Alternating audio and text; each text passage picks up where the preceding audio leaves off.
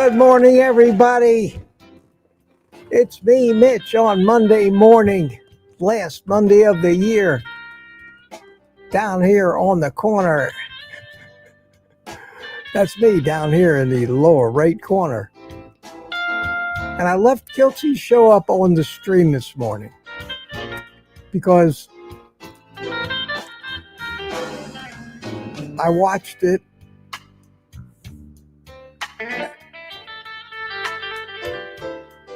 And I think it was one of the best morning live streams that they've done in a long time. Dave Mack is such a fabulous guest. And I'll talk a little bit about why I think so when they're done. Now, let's see how many people. I've only got 19 people here, so I think many people are watching Kelsey. I'll get the drink it if you got it out of the way, and I've got a new cup, and I'll show it to you later.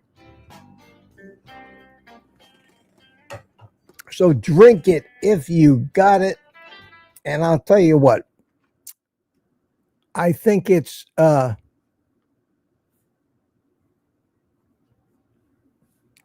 think it might not hurt. Doctor, don't play one on TV, and haven't interviewed anyone. Just kind of watch Kelsey for a while. Let him finish up because it did such a great job this morning. Are you a human being? Yes. And I'll let you listen. And I hope it doesn't bother you. And I'll go a little longer if I need to make up for it. I agree. I mean, I don't care what the diagnosis is. I mean, you know, would we feed a lion who has a broken leg a vegetarian diet? But that's when they get grapes, right? Yes. Grapes and bananas. Lied to by the lions. Let's see. There was a question I wanted to ask. There's a bunch of questions. Let me look at my chat real quick and see if anybody minds what I'm doing here. Got 27 people here. Scott Ellis. I think that what advice would you give for starting my 14-year-old son on carnivore? He has Tourette syndrome. I don't mind that they're going along with this show. Based on the people I've spoken to, I would say just get started. You might notice improvements in your Tourette's. I've had people say they have had that. And also, if it's your 14-year-old, just as 14-year-old, not 14-year-old son, but if it's your 14-year-old, he has, yeah. I'm going to type in their chat. I would focus on the I'm side of it. Live he's getting to that age where he's going to be now thinking about how he looks. And kind of we're thing, you know. There's nothing better than watching being a teenage boy and hearing like you could put on muscle without really trying. Yeah. I'll see if we get a little rise out of that one. Whoever is asking this question, if you haven't read the books by Dr. Christopher Palmer, Brain Energy, and Dr. Georgia Eve, Change Your Diet, Change Your Mind. They're both very good. And Mary Ann said, this is good. Thank you, Mitch. Oh, you're welcome. Peter asked me. Past several years, Mitch, did you see that Carrie and I both shouted you out on Saturday night? Get better. No, I'm sorry, Peter. I didn't see that whole thing. I saw a little bit of it, but no, I didn't. But thank you very much. Thank you. Very nice of you. Or if you go carnivore, emphasize the fatty meats, because it seems that all the brain-related stuff. Okay, they're talking about Chris Palmer and Brain Energy, but I'll hang in there with him for a while. Which is a lower glucose, lower sugar environment, basically. But if you're Mary M said hello. Any carbs, your ketones will be. Chris Wayne from Australia said hello. How are you? Francine Bourgeois. This is yesterday. See you in the morning with your new cup. And I got it here, but I want to wait to let you give you a good look at it. All right. So, how many more questions should we get to? They're going to go long today. Let's take do this two first more. one. Two more, Dave. That'd be all right. You hang out a couple more minutes. Cool bananas. All right. Okay. Dave, what do you do about social eating after breakfast at home? Do you sit with your wife and daughter at dinner? Okay. And I'll continue to say hello. Lady June, how Probably are no, you, because June? I'm working. June, I got to And thank then you they're for having dinner. being a And that's great quite supporter. That's kind of If a I haven't normal thing before. that happens in Japan. Usually, I like, want to make sure there's I one parent let over you the know how house much I working, appreciate you know, at dinner time. everything you do for me. But And Jem is here this morning. yeah, Hi, Jem. Good morning, Mitch and social-wise, Mitch Fitz. I hope you had a blessed Christmas. I did if I indeed. was to And go out with friends for same lunch to or you. something, I just I would have Brian Dish is here. Hiya, just the Brian. steak How or are just you? the And burger Glenn patties Guthrie, good to or see something you like that. If this morning. that's not available, if it's like a Mike tofu Seeley from restaurant or Melbourne something, is I'll here. just sit there How with a nice are coffee you? and enjoy the John conversation. Safai, hi. Good morning, Mitch and fellow carnivores. Just barely got through Christmas, keeping my relatives on my good side. Yeah, it's easy. It's easy to insult your grandmother when you don't want to eat her I'll cookies. definitely try to get one of those. Good. Tammy Petard's. Good morning, Tammy. Him in 3 months. That's what he's saying. Awesome. I'd love to have you on, Cool, Raimundo. cool, cool. Okay, last question. Dave, what do you eat in a day? Oh, here we go. I eat about a Morning, pound Rick. of ground beef, or a pound of thinly sliced beef, and 6 to 8 Lizzie. eggs. Good morning. And And occasionally I'll chuck in a can of sardines. the winner this I'm morning, trying to eat more sardines because I haven't Robbie. been very good with the seafood, reclaiming 'cause, reclaiming the throne. you know, I'm not crazy about the smell and stuff like that. So yeah, despite living in Japan, you know, I've got seafood everywhere, but yeah. Awesome. I just want to say, we're ahead of Setsuko.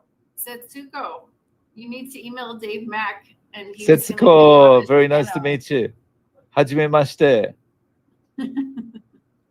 I think we're done. Let's see. Let's go ahead and do the giveaway. There we go. Okay, well, we will mute Kelsey. Let's see who wins the giveaway, and then we'll take over and thank them for keeping to less than 10 minutes overtime. Wasn't necessary. I thoroughly enjoyed your show, guys. Thoroughly enjoyed it. But it's time for me. It's time for me. So, good morning. Good morning, everybody.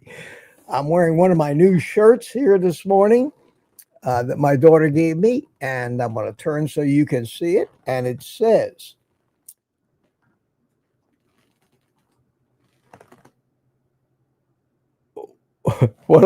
since I can't read it. Hold on a second.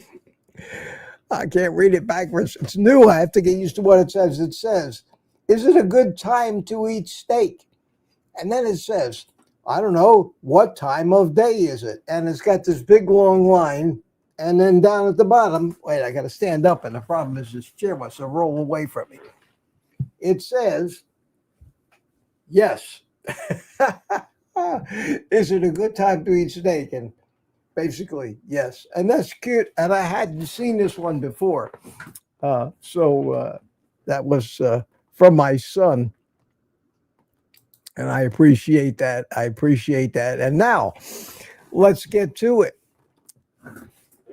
Let me start over. Good morning, everybody. It's me, Mitch, and welcome to Morning Coffee with Mitch. Drink it if you got it.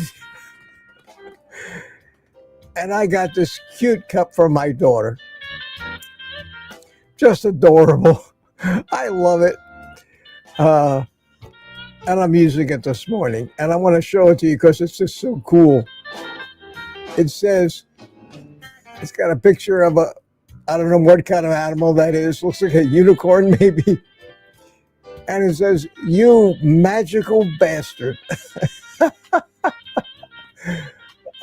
Is that not great? Is that not great? Anyway, believe it or not, even with a dirty word on it like bastard, this is a Hallmark product.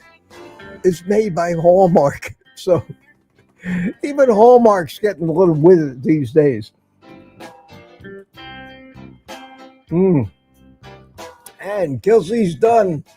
And thank you, my friends. Thank you to Dave Mack.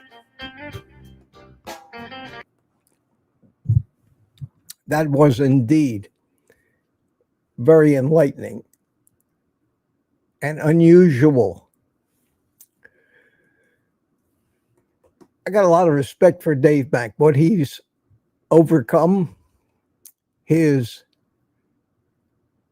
grasp of the important principles of carnivore, the fact that he doesn't generally give a lot of advice, but interviews people.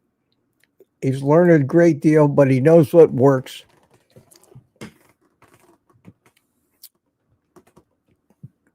They emphasized the important things that you have to remember about carnivore, and it is all so simple.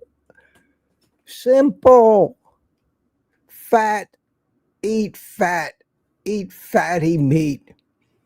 Don't be a Nazi about an occasional plant or seasoning or stuff like that, but eat plenty of fat. That's the secret. And the secret is so simple. The fat satisfies your appetite. And they've pointed that out. Besides the fact that it's got so much nutrition in it. It's so simple, and we've got to get away from overcomplicating it, and we all do. He also touched on the fact that the tobacco companies are the ones that own the food companies now and are purposely addicting us to food just like they did with cigarettes.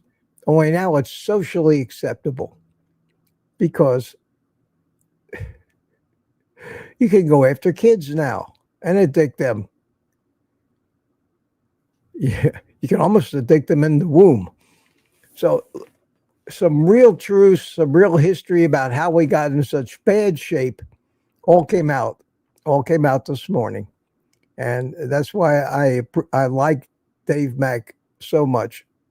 And he's just so easygoing. I never heard the guy raise his voice. Certainly, he doesn't rant like I do.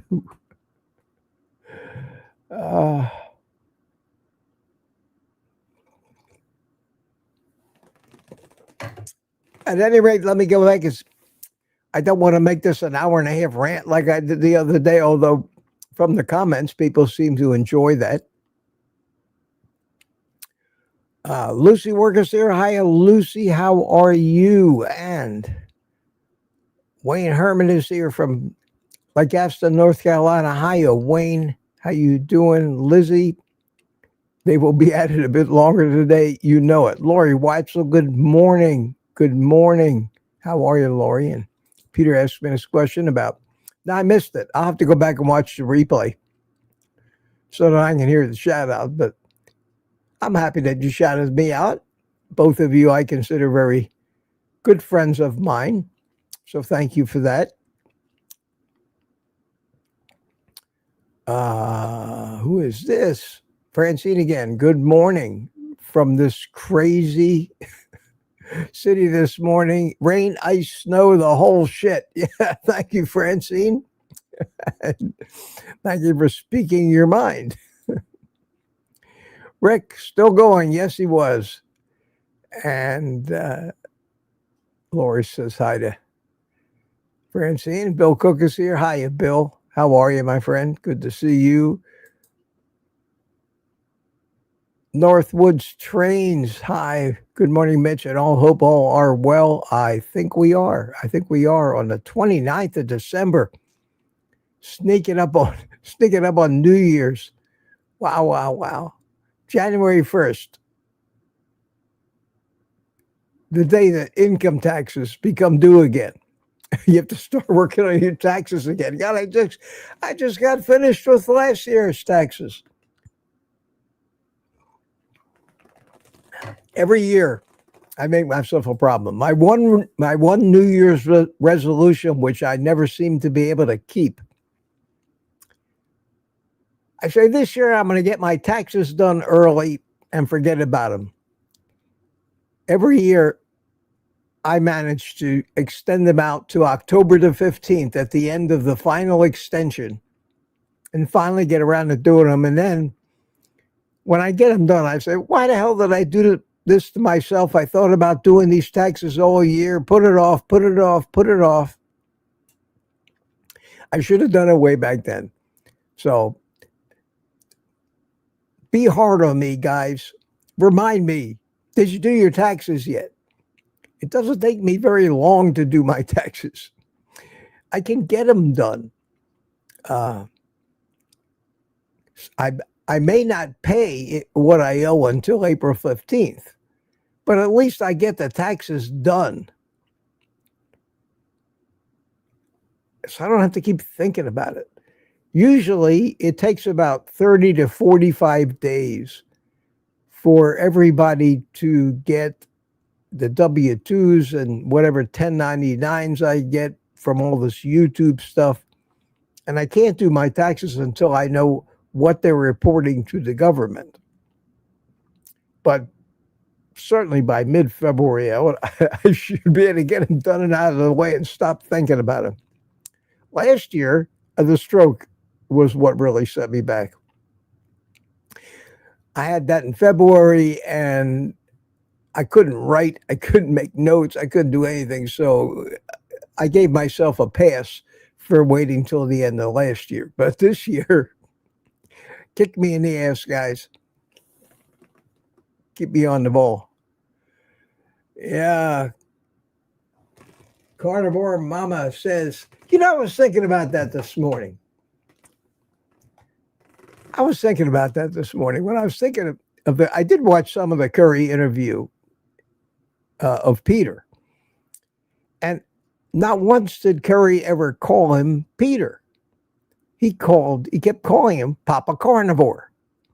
Papa Carnivore, Papa Carnivore. Every time he referred to him, or asked something, he would call him Papa Carnivore. That's his handle. His name is Peter. That'd be like calling Curry, hey, Homestead how are you? No, that's Curry. And I said, I haven't seen anybody with the name Mama Carnivore. And look, here we have Carnivore Mama. Close. How about that? And Carnivore Mama says, we were back at it yesterday, threw out all the junk and had a carnivore day of eating. 1 day down. Well, here's to you. You magical bastard. Sorry about that.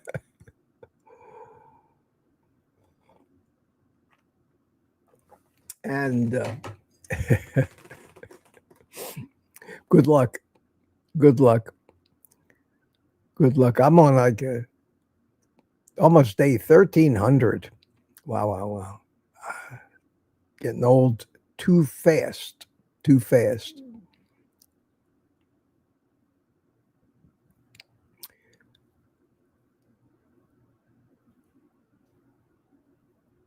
Everybody's chatting up a storm here. Good.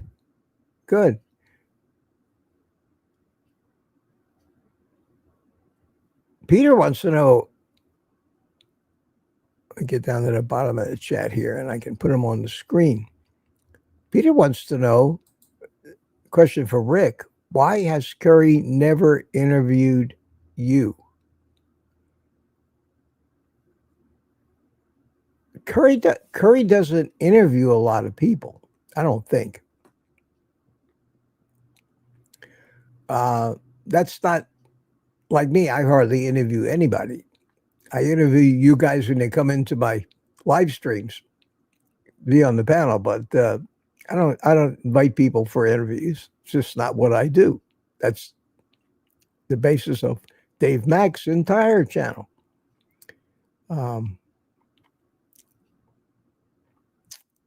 Boston Danny's here. Good morning to you, Danny. How are you? Don Shager said, good morning, Danny. Okay. We have Jimmy Vaughn here. Hi, Jimmy, from the Ozarks. Good to see you. Everybody's saying good morning to everybody. We got 85 people here so far. Kind of miss the days when I used to get every day. I used to get 150 people. So I don't know. I don't know if it's just me. It may be. I'm an acquired taste, I suppose.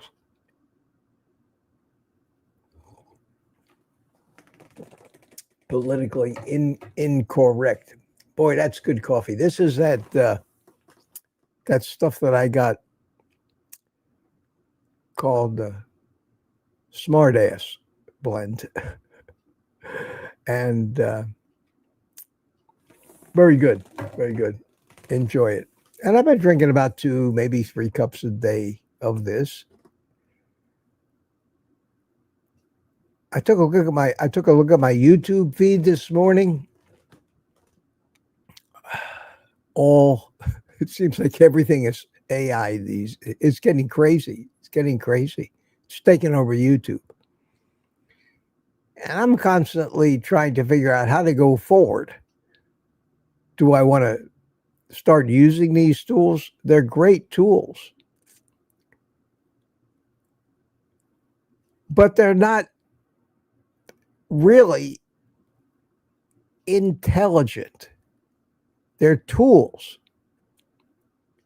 They regurgitate what they've collected by monitoring what everybody else is saying.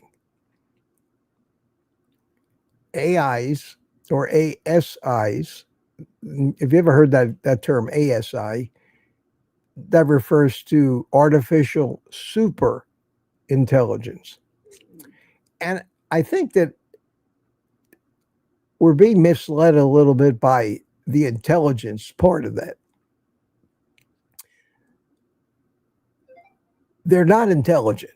They're just a more powerful way of compiling the results that come from a search of huge databases of relevant information.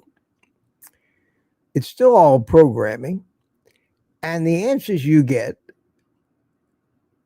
solely depend on whose AI it is and how that AI learned. Which databases did it sort through and look at to learn its stuff. And that's why with this AI, you can pretty well get any answer you want, but you still don't have any way of knowing if it's true. If I ask most any AI, what's the healthiest diet? Without a doubt, I'm going to get the answer that says healthy whole grains, plenty of fruits and vegetables, minimal amount of fat, low fat, and if you're going to eat meat, make sure it's lean. And that's the answer I get. Now, then I can start to narrow down my questioning by having a conversation with it. I can say things like, but what about eating fatty meat? And it'll find carnivore information when it starts searching under fatty meat. And you'll get back a little concession. Well, there are some diets, such as a carnivore diet, that do say that fatty meat is good for you. And you say, well, what about carbohydrates? And you can narrow, just like debating with a human being. Eventually, you will get that AI to answer you that the carnivore diet is the best diet for the human beings. And people have made videos just demonstrating the steps of leading this AI, this search engine, down the path of giving you the answer that you want, just like a prosecuting attorney on the stand can elicit by questioning the answer that he wants to hear. So is that intelligence? Does AI have any core values or beliefs, rationality, logic? Observation of the real world, not the world that's programmed into these databases based on the propaganda and agendas of everybody out there that we know is wrong. So be very careful when you watch these AI videos. They sound great, sound like they know what they're talking about. They're only parroting. Now, they have algorithms that allow them to categorize and summarize and bullet point and weigh which would be the best order and which are the most important points. It's easy for them. Which points do I see the most of in all these databases, and which are the obscure points? They can find it. They can do it at lightning speed, and they do all the work. You don't have to sit and type. So people are starting to use them because they're lazy. And we talked about this Saturday night. And it's disturbing to me to see that what we're being fed through all this media and social media that we have now is becoming nothing more than automation and generated without people that have opinions, life experiences, and that kind of thing, and pawned off as being smart. They're tools. Kids in school are using them to avoid doing the work. And they do a pretty good job of it, especially the image manipulation and creation of videos. So I don't know. And I look at it from two standpoints, from a consumer of media and also as a creator of media, because I can't keep up. I can't work hard enough, edit long enough hours to do what this tool can do in seconds. And the fact that it can do it that fast, and the fact that people on YouTube can get paid for the number of views, it kind of makes me want to start using it and just putting out prolific videos, 6, 10, 20 a day. And the money would be great. But what am I accomplishing? Who am I helping?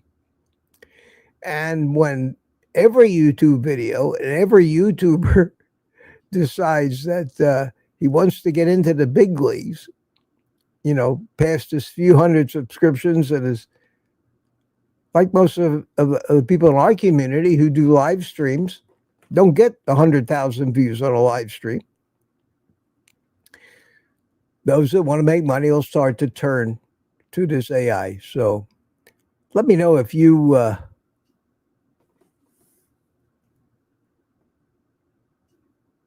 are noticing the same thing. Here's a question from Lori. Mitch, have you ever used AI to help with HTML code? I have, and I had to tweak it in the end anyway.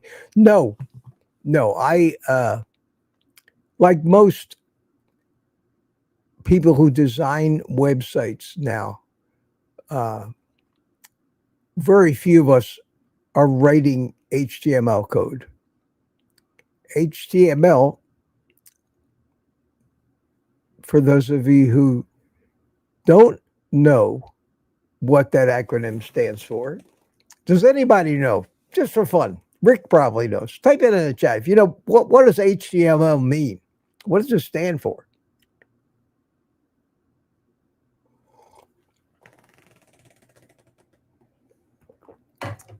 Mitch, make an AI clone of you making the wearing the CB Carmack, wearing the Rant Man uniform. Well, I don't have to. Barry Simon already did that for me. Here it is. There's me transforming into Rant Man.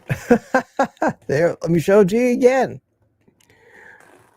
Started with a picture of me, and it morphed me into Rant Man. And AI can do that. And it's pretty damn good for, I'm sure, a free AI. I think he used Grok 4 for that.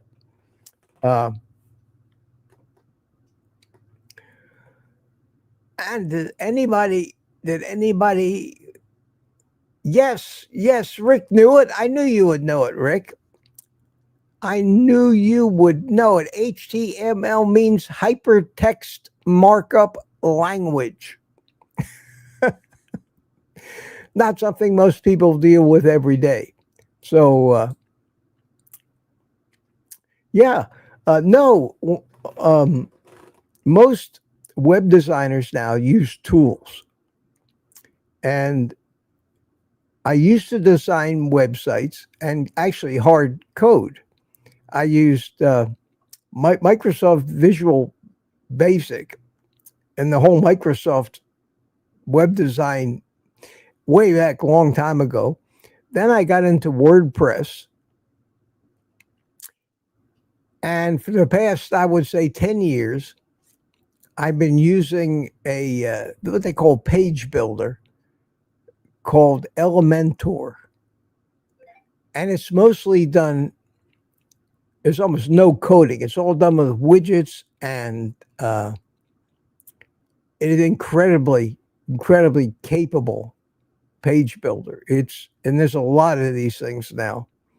A lot of these page builders that make it easy to design a really customized website, not one of these templated ones, although you can use templates, in Elementor, and they have a pro version, which you have to pay for, and I use that.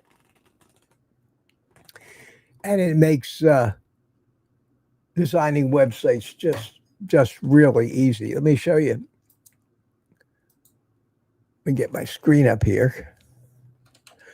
Here's one little website that I designed, and it's for one of my utility clients that runs a contest for elementary school kids every year to make these water conservation posters. And it's like the 17th or 18th annual one this year. And it's really something. It's sponsored by all these people. And if you look at the photos, from last year, for example, it shows some of the posters these kids designed, and it's really cool. Look at this. And every year they have winners, and it's a big thing. It's in Pasco County, Florida. So that's one of the websites that, and it's full of games for kids where they can do anagrams and things like that, and coloring sheets that the kids can color in, and all kinds of cool stuff for them. And that's called watercontest.org. And that was all developed using the page builder. Didn't have to write a line of HTML code, although sometimes you have to code. And they have a way to, insert handwritten HTML anywhere that you want to. So in that respect, we do that. This site is another one that I take care of. It's the Federal Governmental Utility Authority in Florida. It's a conglomeration of about 115 different utility companies. And it's called FGUA. And This is another website that I do for them, but this is more like a utility company. So this is for customers and community and about us and doing business for commercial customers, developers, contractors. People can, if somebody's a new customer, they can click on this and here you go, Rick, there's a rubber ducky for you. Welcome, we're glad you're here. There are a few things you can download, a big welcome kit. You can find out what your deposits are going to be. You can start residential service, and it tells you to go through the whole thing. There's online applications where people can instructions on how to fill out the application. You got to agree to their terms of service, and I wrote and programmed all the stuff, and you can actually fill out the application online. That's my day job, guys. That's my day job. I don't know if that interests you or not, but I see Brenda McIntyre says, "Good morning, Mitch Fitz. Don't let your meat loaf." Absolutely. Absolutely. But that's about HTML. Yeah. Very few people actually write HTML anymore, which is what artificial intelligence is doing to the creativity in any form of graphic arts, authoring, writing, video producing. It's incredible how easy it is to phony up a video that fools most people these days, or especially an image. So you can't believe your eyes anymore or your ears. And that's dangerous. That's dangerous because in this world, there are one or two, at least one, maybe two crooks that are looking to steal from you or motivate you politically that certainly aren't above deception and using these tools. And these tools excel in their power to deceive. And I believe they're going to contribute to what's already a rapid decline or an increase in stupidity among the human race. And you see that everywhere. And that's sad. And doesn't make me hold that much hope for the future of our race. But what do you do about it? What do you do about it? I'm doing everything I can, and I'm doing nothing, really. Talking to less than 100 people here. That's not going to make a big dent.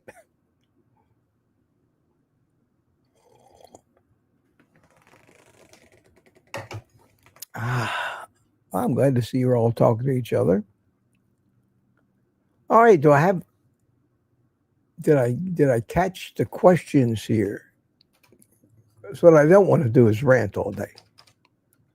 Although I'm probably pretty good at it, but I don't think anybody wants a steady diet of that. There's a question from Lori. Mitch, have you ever used AI to help you with HTML code? Well, AMI a lot of coders are using it because it can, not just HTML, but very few people code anything in HTML anymore, but in PHP and JavaScript, in some of the more complex, widely used code, it can do that pretty well, and then the programmer can go in and just touch it up. But you got to be careful with AI because you have to carefully go over what it comes up with, lest it might not work or you may get embarrassed. That was it so far. Just those questions. Okay. So let's get back to New Year's. I'm not going to do a live stream on Tuesday night. Rather, I'm going to do one on New Year's Eve on Wednesday night. I'm going to start at 9 p.m. Eastern time and maybe go to midnight. I'm going to encourage people to come in to a panel. You don't have to stay. Come and go. Get over your shyness. Otherwise, what the hell am I going to talk about for 3 hours if I don't have somebody to talk to? And if nobody comes to my party, I'll shrug my shoulders and say, well, I gave it a shot. And we'll just celebrate New Year's Eve after that by ourselves or go to bed. So help me out. This is not a party for me. This is a party for you. I want to try to, during the live stream, find celebrations from elsewhere, and we can watch them as they happen. We can celebrate some New Year's where it starts through the Orient, which is ahead of us, through Europe. Of course, that'll have already happened. But as it approaches us at 9 o'clock or 10 o'clock or 11 o'clock, it's New Year's Eve somewhere, and I'm sure it's going to be broadcast on YouTube, and we'll watch the fireworks and things like that. We'll drink whatever we want to drink. For me, it's probably going to be San Pellegrino and decaf coffee. And maybe a little electrolytes thrown in. But Wednesday night, Wednesday morning, New Year's Eve, I'm still going to have the morning coffee live stream. And Thursday night, we're going to have the private community live stream on New Year's Day. That's a Thursday. So the Friday after New Year's Day is going to be basically a coasting day, I imagine, for the human race, where nothing of any consequence gets accomplished. Then we go into the weekend, and we get ready to go back to it again the following Monday. What's that, January the 5th? Would that be the 5th? Thursday's the 1st, Friday's the 2nd, 3rd, 4th. Yeah, Monday the 5th. And I'll be here Monday morning with a live stream. So that's the schedule. I reserve the right to change it, but I don't think that I'm going to.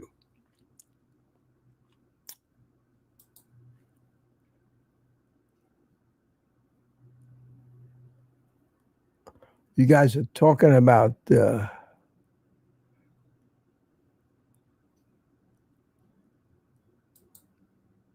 Sandy says, I'll be at your New Year's Eve party. We had a good time last year.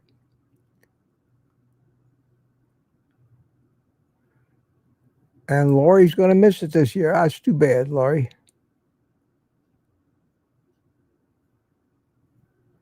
You guys are talking about the foods you like.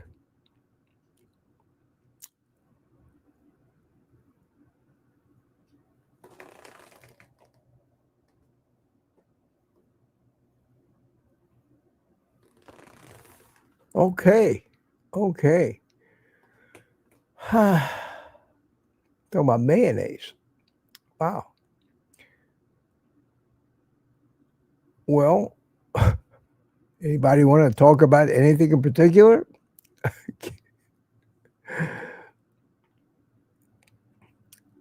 Question. DS111. Tell me again what your favorite salt is. Well, I use basically 3 different salts. I use Himalayan pink salt, and I have a little battery-powered salt grinder, and I use that mostly for my meat, steak, burgers. It's rough, coarse. It's rough salt, like kosher salt, and I use it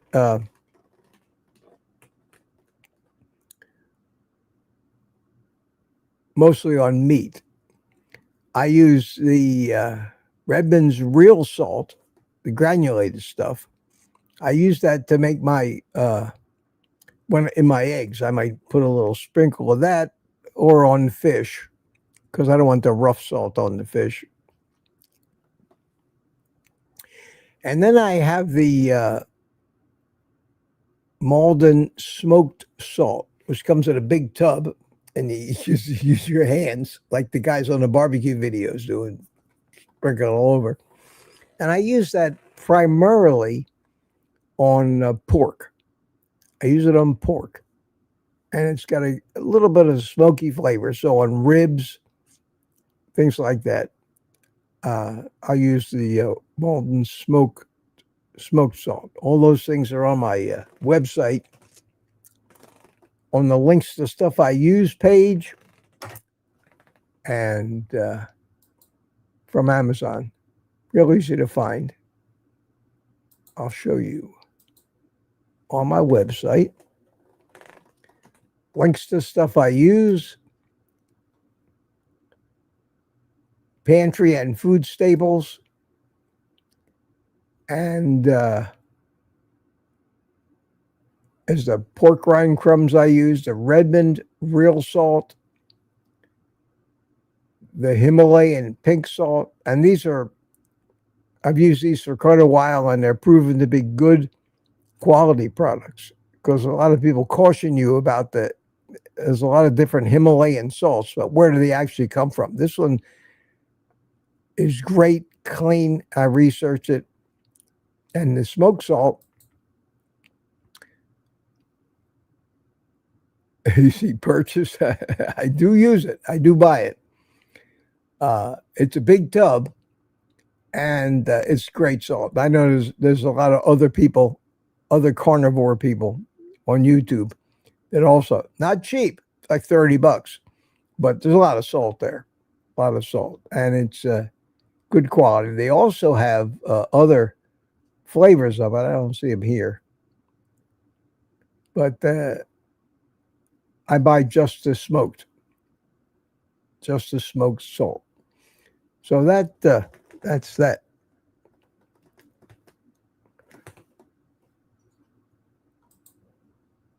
Donna Ray asks, is anyone changing their dietary habits this week? Oh, Donna Ray, I'm not. If anything, maybe this will be a time to get back to the basics. Come back from all of that noise that we've been hearing. All those things that we're being told by all these people that we need to do, other than just eat fatty meat, bacon and eggs, and maybe some supplementation, electrolytes being the most common. I've strayed a little bit myself. I got to be careful, because once somebody puts a little bug in my head, I have to explore it.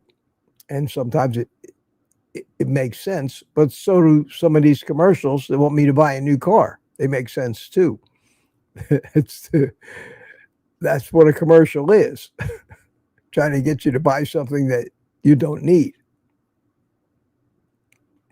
Yes, one of those is, I have Redmond real salt, Celtic sea salt, and just picked up Baja Gold. Never heard of that. To me, the Redmond is sandy. The new Baja tastes saltier than the Celtic. The Celtic is my favorite. Okay, there's a lot of different salts out there. But just, it's a source of sodium, one of the electrolytes. We can't live without it. It's been completely demonized by the medical community. Low sodium diets are right up there with low fat diets. So when I went to the hospital for my stroke, obviously, in order to protect my health, they wanted me to eat low fat, low sodium, because everybody knows that those things are bad for you.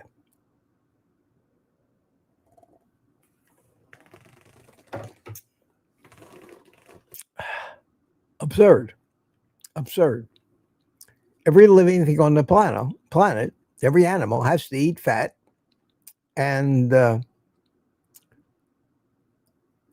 or else have the machinery to contract the job of making fat to bacteria if you don't eat fat. Because we need fat to live. We need fat for energy. We need fat for structural uses. And if we're not eating it, we better have the gut bacteria to make it from things like carbs and fiber. That's how come a cow doesn't have to eat fat. We are not cows. The logic is simple and obvious. You look at the machinery, the food processing plant that's inside of any animal, and you can tell instantly whether it's a herbivore, a carnivore, or goes both ways, like an omnivore. And as hard as we humans try to be omnivores, we don't have the machinery anymore. We don't have the multi-chambered stomachs. We don't have the hind gut to ferment the food. We're stuck with our poor 6-foot-long colon and expected to do all the work that a cow's entire digestive tract does.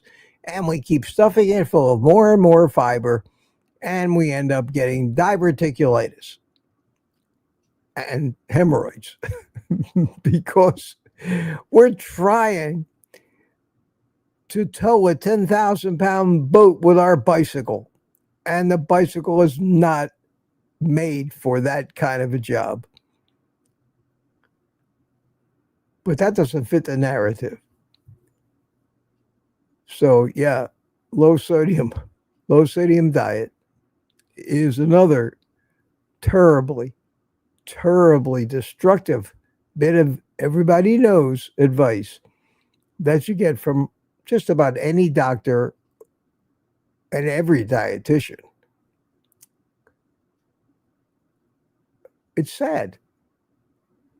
And I'm either one of the smartest guys in the world or one of the dumbest, because these things are obvious to me.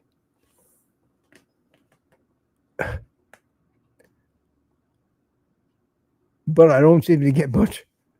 If I talk to my doctor about it, I am convinced that I may be one of the dumbest people on the planet.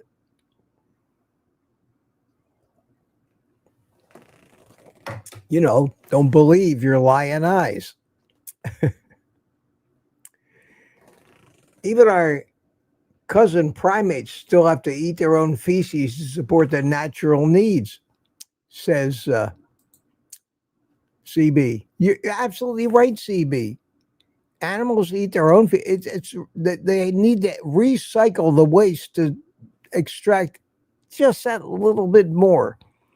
Cows chew their cud. They keep digesting something and then bringing it back up again so they can chew it and digest it some more to milk every last ounce of nutrients out of it. And that the bacteria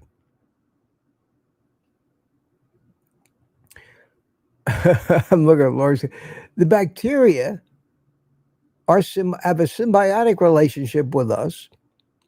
And what they do in a cow is they take in the cellulose and plant matter and excrete free fatty acids, which the cow then absorbs, and that's where the cow gets its fat.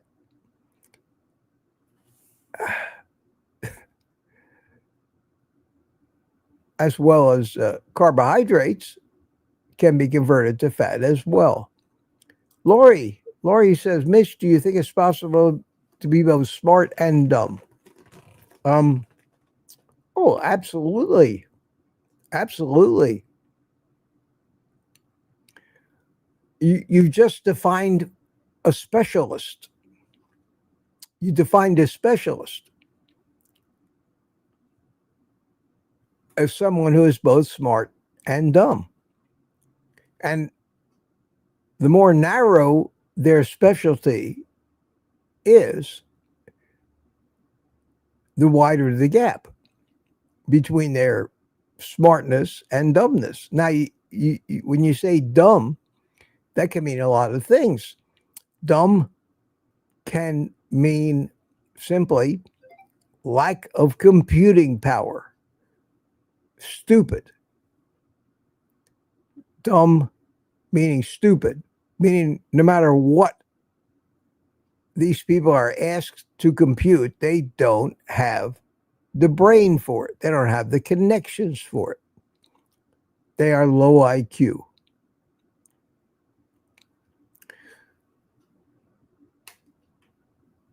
I guess the greatest example of somebody being simultaneously smart and dumb would be a savant, or people with certain spectrum and fall on the autism spectrum somewhere. People can remember everything that's ever said to them, but can't figure out how to open the back door, how to unlock it. So that's kind of a broad question. Then you have to decide what's the difference between ignorance and stupidity, and is ignorance dumb or just uneducated? We're all ignorant about something. Most things we're ignorant about. Ignorant means not that you're dumb. Some of the smartest people in the world are the most ignorant on everything but their specialty. So that's answering that question requires an awful lot of defining the different words. But you get the drift. You understand what I'm talking about. Robbie Audrey, Mitch, do you think we should just agree with everything that our doctor tells us? I don't want him to give me a prescription for anything. Again, if Ken Berry was your doctor, I would say, yeah. Or Anthony Chafee was your doctor, I would say, sure. There's a guy that understands. But they're 1 in 50,000 doctors gets it.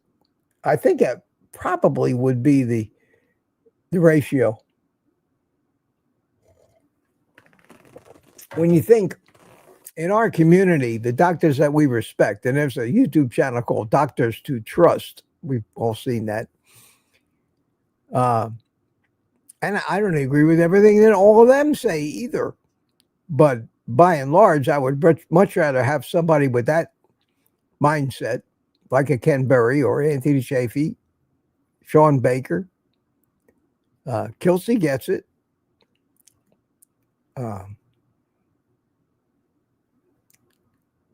But so many of these doctors have added so much additional to the basic message that I wouldn't trust everything that they tell me. So many of them have agendas and incomes and reputations. Famous ones. Eric Westman is not a carnivore. He's a keto. So, for me, with all the doctors that I've come in contact with over the past 5 years, between my head injury and my stroke, and the urologists that they tried to fix me up with, I'm at the point in my life now where I think my odds are greatly improved about not trusting any doctor. Even my dermatologist, I have doubts, although the guys helped me out a lot. I just don't have faith in the medical community at all. That's just me. And that's not based on what somebody told me. That's based on my own experiences. They never fixed anything. The dermatologist got rid of skin cancer. Well, that doesn't take, that's pretty straightforward. Take a biopsy, send it to a lab, look under the microscope. You got cancer or you don't have cancer. You can tell by the cells. And sometimes the blood work, and cut it out. In that respect, doctors are mechanics. My car mechanic diagnoses a car the same way. But when it comes to regulating the physiology and the metabolism of the human body, it's all about food. I've learned that the hard way, and I've proven it to myself. So no, a doctor would have to make a hell of a case to me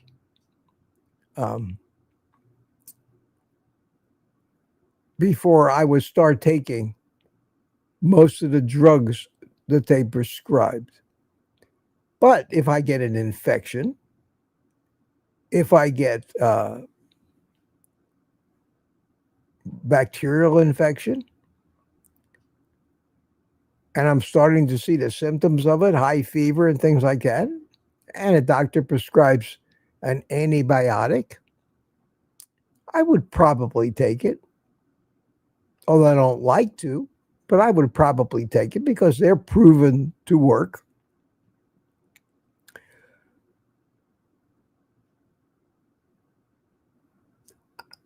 I used to take flu shots every year, but I don't know what they're injecting into us anymore, so I don't want people putting needles into me. But when I had my kidney stone in the hospital, and the pain was so bad, the worst pain I've ever felt in my life,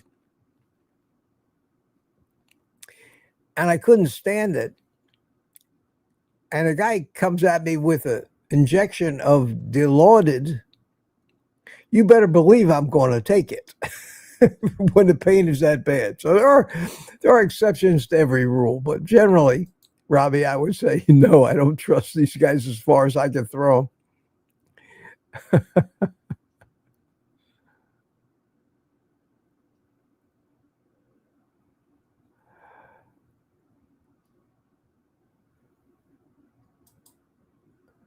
Rick says, anyone saw the latest grass-fed ground beef recall due to E. coli? No, I didn't see that. Doesn't surprise me. First of all, Rick, that's a marketing ploy. That's pure marketing bullshit. Grass-fed. Grass-fed doesn't mean anything. It doesn't mean anything.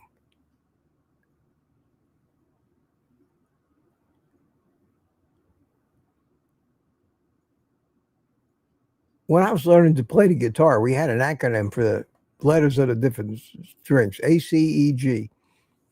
And it was all cows eat grass. That was how you remembered the names of the notes. All cows eat grass. And that was true then, and that's true now. All cows are grass-fed. Even the factory, even the ones in the factory, even the ones in the feedlots are fed probably baled up grass for the majority of their life. So just labeling a product as grass-fed doesn't tell you. You have to say, yeah, duh. All cows eat grass. The key is what they call finishing. And we're pretty familiar with that term. So we'll say grass-fed, grain-finished. Well, the grass-fed can be implied. It's not important to be told that a cow is grass-fed. All cows are grass-fed. It doesn't mean they're out roaming in a pristine pasture with the unicorns. It just means that that's what they do in captivity and in the wild. They eat grass. All cows eat grass.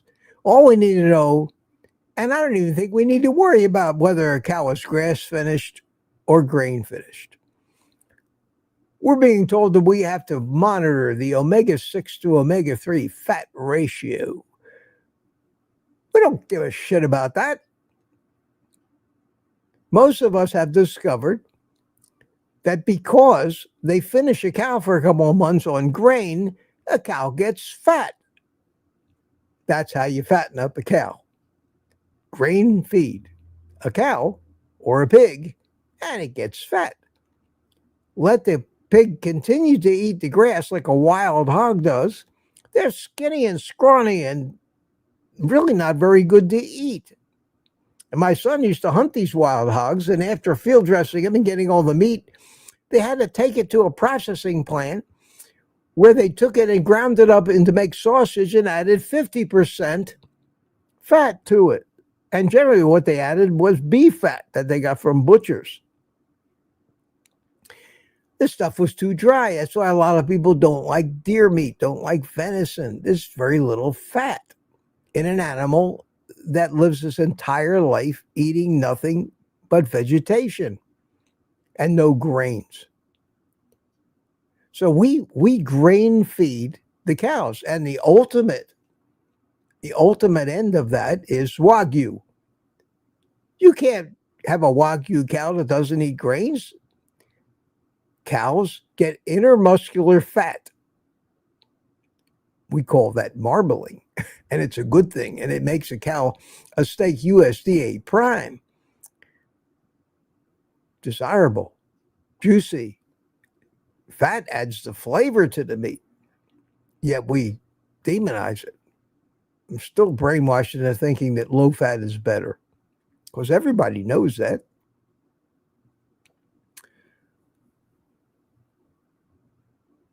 So the question, grass-fed ground beef, you may as well just say, Rick, that they had to recall some beef. It didn't tell you anything. They said due to E. coli. Well, anything can get E. coli. Anything. I don't care if any lot of food, you can find E. coli anywhere, and that's probably just unsanitary handling of that particular lot of ground beef. And every once in a while, that stuff just gets into a particular manufactured lot of food, and we have a recall. More common than E. coli, I think, is like salmonella in chicken. This is why they tell you, don't even handle the raw chicken. You'll spread it to everything in your kitchen. I think we overdo that advice as well. But yeah, I'm not surprised. Not surprised. E. coli is very common.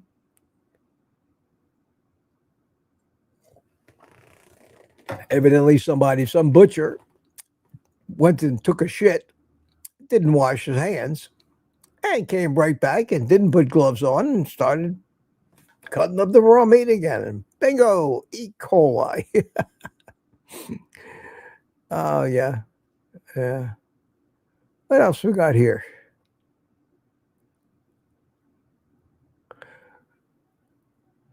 Peter. Peter says, DS, one of I love when we talk about your fat boss. You talking about your fat boss again? Did I miss that? I like it too when you talk about your fat boss.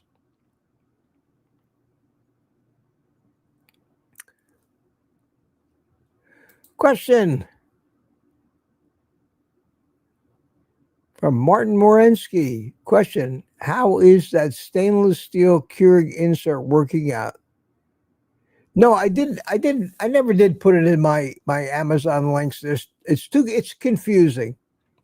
It's confusing, and I didn't feel there'd be enough people there. I would probably confuse more people than I help, because there's so many different kinds of Keurig machines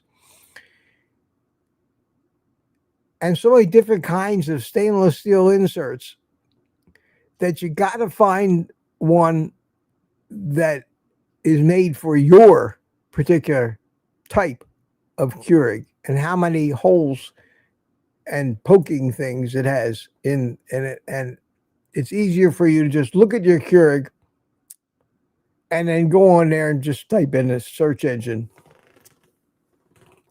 For the 10 cents that I might make if you bought it through my link, I didn't want to risk having people think because I recommended it, it's the one they need. It's too so I didn't put that up there. But you can find it very easily.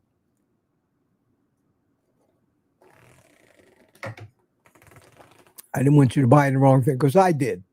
I bought the wrong thing. I did return it, but it took me a trip to Staples for $20, but I returned it. More normally for $20, I say, who throw it away. But I enjoy the excuse to get out of the house and take a drive. So these days, Rick says fruit finished cattle was my favorite. Well, even though there is controversy in the Dr. Carnivore community, and I won't mention any names, I tend to believe, and I may be wrong, but I tend to believe that fructose will fatten you up faster than glucose. Now, fructose and glucose and galactose are the three simple sugars which combine certain ratios with each other and form sucrose, which is half fructose and half glucose. And that's what table sugar is. And that's the most common kind of sugar. But when separated into the simple sugars, which your body does generally before you even get done chewing, strips these things apart into simple sugars before you even swallow them, and your digestive tract does it. The glucose ends up elevating your blood sugar, and the sucrose, the fructose part, the part that called fructose, I guess because fruit is heavier in it, and honey does not raise your blood sugar as much. It's basically only metabolized in the liver, whereas glucose is metabolized in every cell in your body. But fructose, as far as I know, and again, none of us have gotten that small where we can go in there and take a look around at the boiler room in each cell. Sometimes we can't see things that small at cellular, at organic atomic levels. We can't see atoms interacting with each other or electrons moving from one place to another. We don't, that's just too small. We may be able to see huge molecules, but that'd be pretty big. We can see whole cells, but there's, millions of molecules in every cell. I see Mark C sent 5 Old Guy Carnivore memberships. Thank you, Mark. Thank you so much. I appreciate that. It's down here somewhere. Still a lot of chatting going on. Mark C, yes. But you guys can see it as it comes up on the right there. And I was thinking about 100 people. Aaron is here. Hi, Aaron. How you doing? I'm learning stuff today. Good. And I hope so. I hope it's correct. I hope it's correct stuff. And Mark C has been a member for 24 months. One of the original OGs. Yes, sir. Thank you, Mark. Thank you so much. Appreciate that.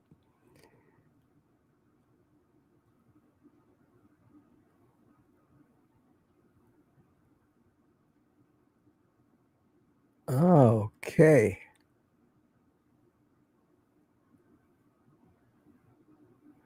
Mango flavored beef sounds wonderful. I don't know if the beef, if you feed the cows fruit, the meat's not going to taste like fruit. Sorry, none of that gets into the meat.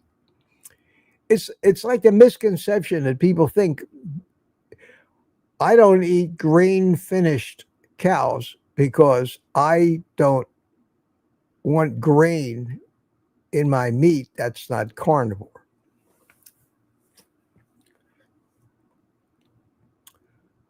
Doesn't work that way.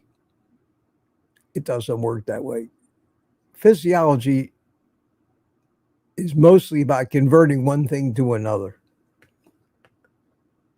based on its raw materials. Every sugar is built out of exactly the same atoms as every fat. Most people don't think about that. Think about that. The table sugar that's 50% fructose and 50% glucose is made up of three things. Three elements: carbon, hydrogen, and oxygen. Every sugar, no matter what it is, has only carbon and water, carbon and hydrogen and oxygen. The term carbohydrate means carbon and water, hydrated carbon. All fats,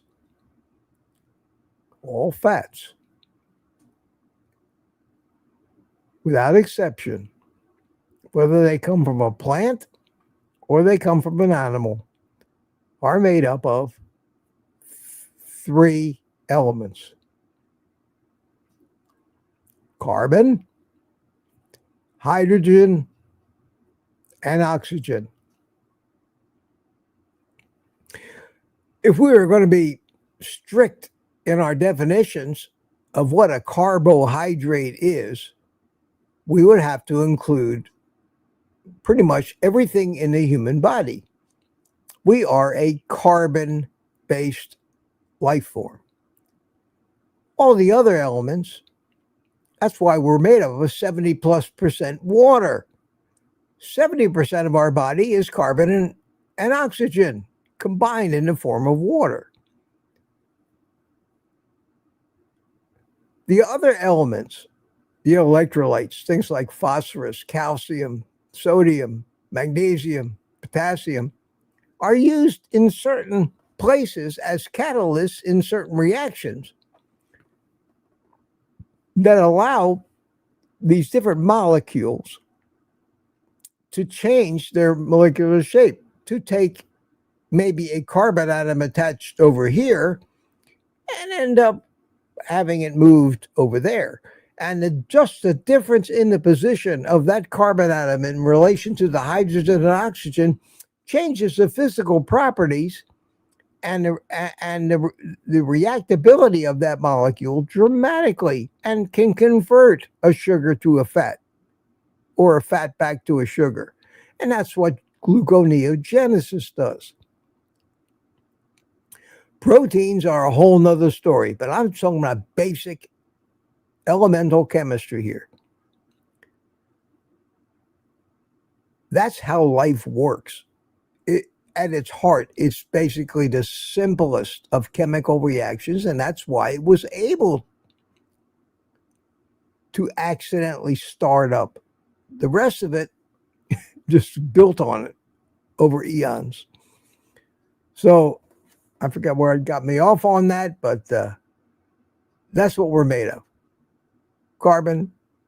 And you set us on fire, let us burn long enough, and basically that's what you're going to have at the end. A pile of carbon, because the water and the hydrogen and oxygen and the rest of the stuff's going to turn into a gas and escape. And we end up charcoal, as does a steak if you forget to turn the burner off.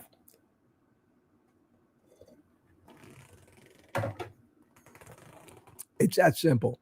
It's that simple. So, in reality, even though they have wildly different properties and wildly different ways that they're used in our physiology, and they react with other things, a fat and a sugar are eerily similar. And if you don't believe me, and you're a curious person like me, because I've done this many times,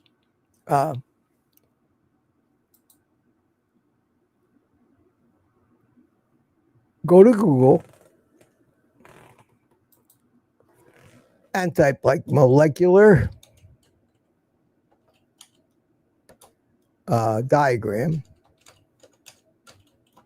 of sugars. And you get pictures like this. Pictures like this. And molecular diagrams of sugars, carbohydrates, show them as linear chains, or more commonly in water, as ring structures, detailing atoms, carbon, hydrogen, and oxygen. And you end up with all kinds of information about the molecular structure of sugar. And it's made of different combinations of hydrogen and oxygen atoms, and you generally find a carbon in there. Here it is, one carbon atom combined with one hydrogen atom. No, that's oxygen too. Where's the carbon? They didn't even show the carbon in here. It's got to be a carbon in there. Chemical structure of sucrose. Well, it's a combination of, I don't think that's correct, because the molecular formula for sucrose is C12H22O11. A molecule of sucrose has 12 carbon atoms, and here it talks about glucose but plus fructose equals sucrose plus a little water left over. And that water, a lot of times, is the remainder, and it's left over.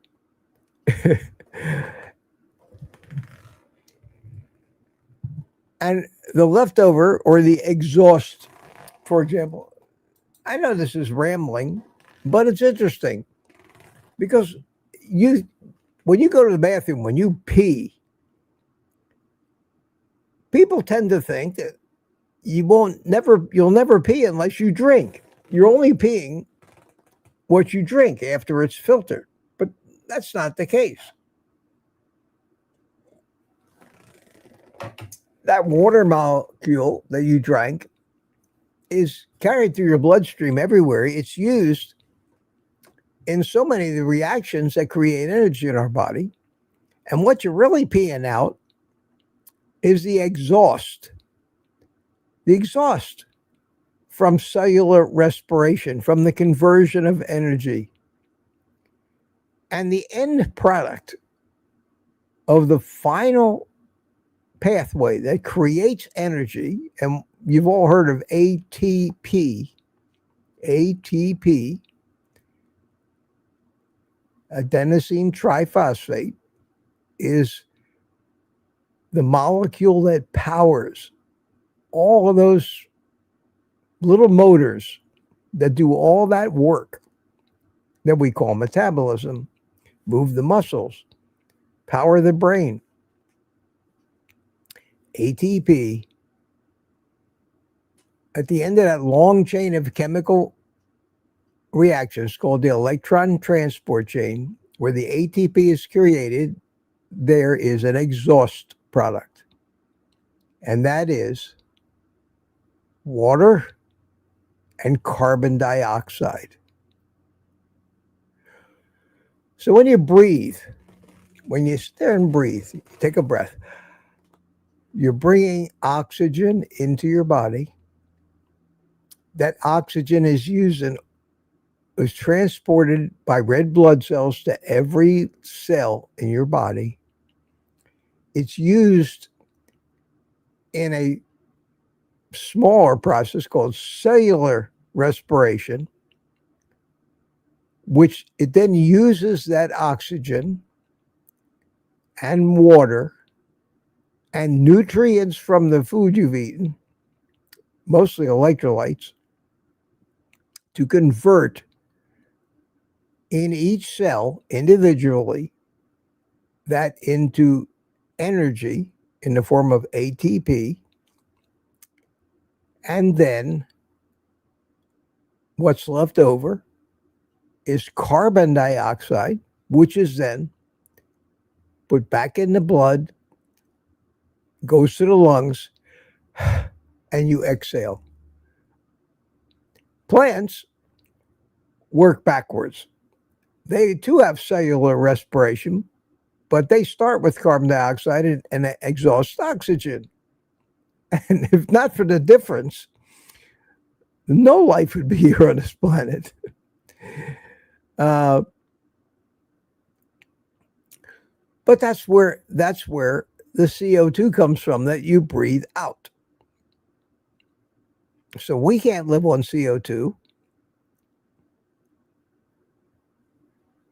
There's oxygen in CO2, but it's not in a form that can be used by our pathways. Now, the water part is also left over from cellular respiration. And primarily, I believe that's what most of our urine is made of, all that excess water. Which is why if there's something wrong with your circulation and your blood's not flowing, especially in your feet and ankles and legs, and your heart's not pumping right, you've got maybe a form of heart failure. What's the first thing that happens? Your ankles swell up.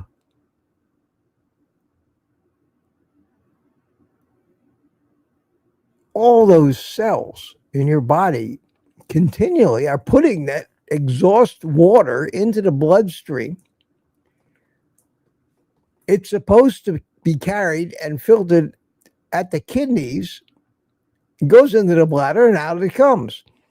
But if your heart isn't working well and that blood can't move all that water against gravity, which is why you generally get swollen ankles before you get swollen hands, because that's a fight, uphill battle, you end up with,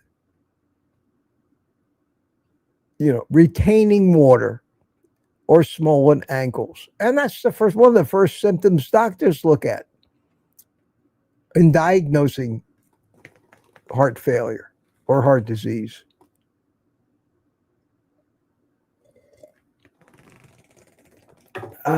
Sandy says, Mitch has gone on an hour and a half. Yes, I have. I get started.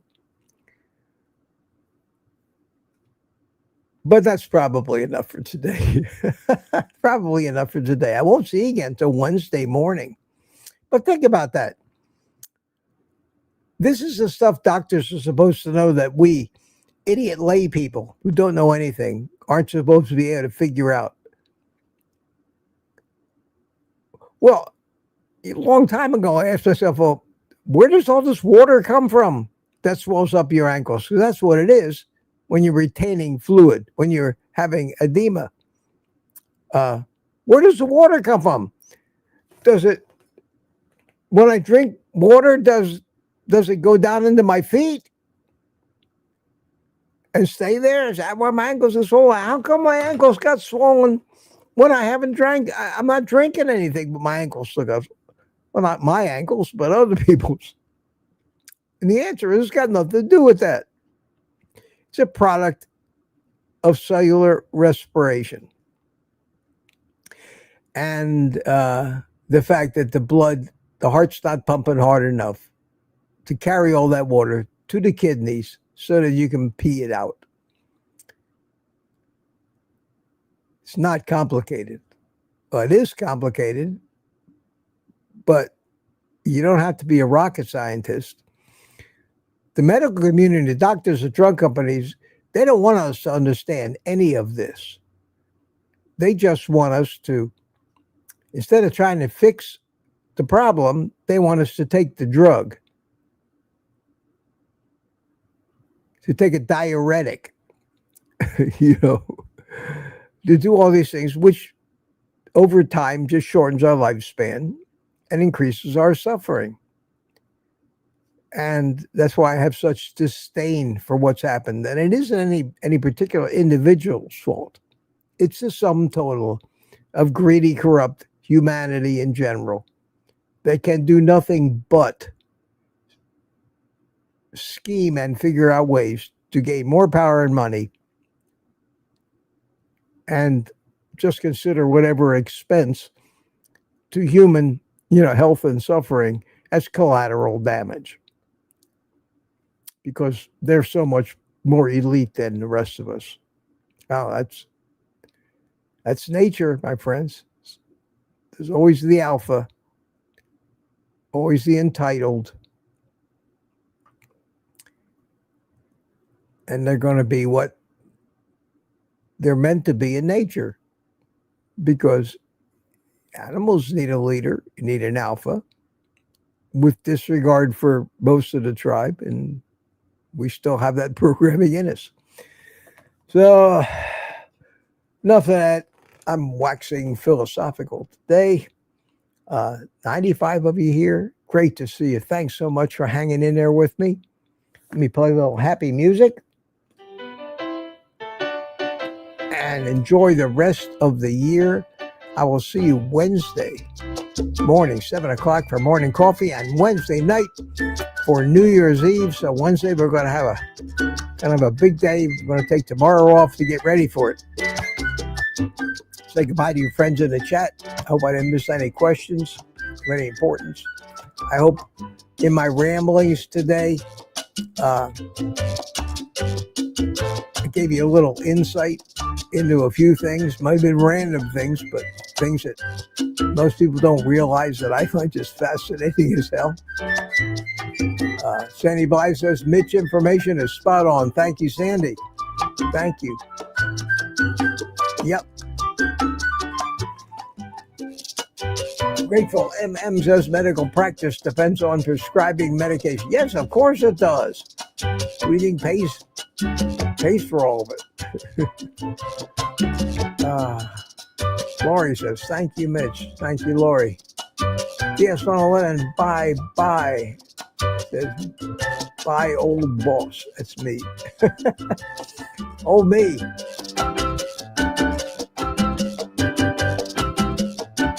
A magical bastard. That's true at times.